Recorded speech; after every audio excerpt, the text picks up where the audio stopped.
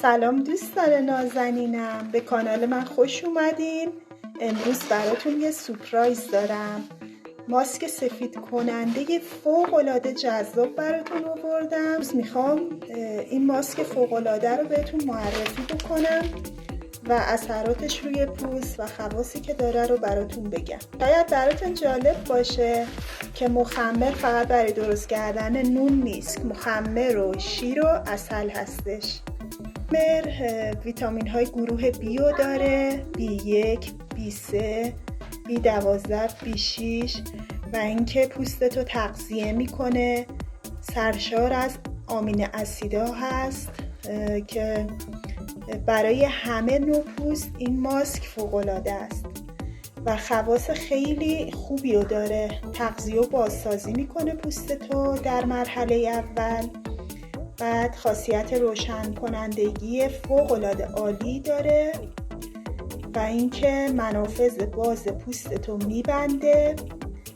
برای پوستایی که چرب هستن خیلی فوق‌العاده است، یعنی به کاهش چربی پوست کمک میکنه، یعنی تنظیم میکنه، نمیذاره دیگه شما جوش بزنید اگر پوست چربی دارید.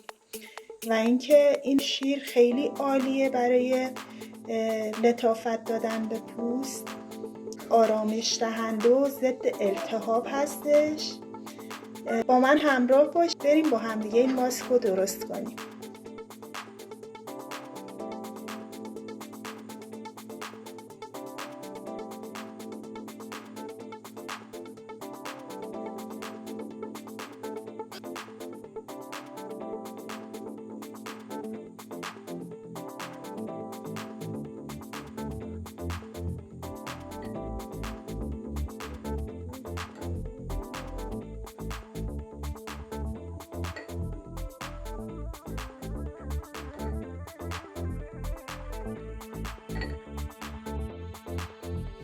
خب من ماسکم رو درست کردم، به این شکل در اومد غلظتش.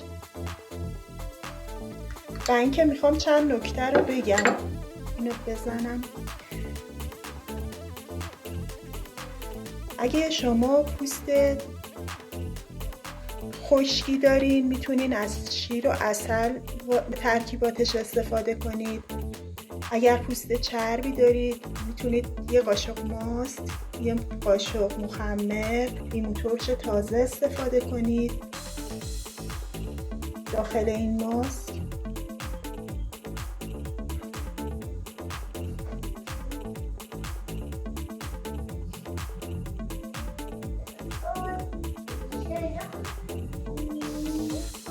اگر پوست شما حساس هسته شما میتونید یه قاشق مخمر، چند تا قطره روغن نارگیل یا روغن زیتون هم بهش اضافه بکنید، با ماست ترکیب بکنید.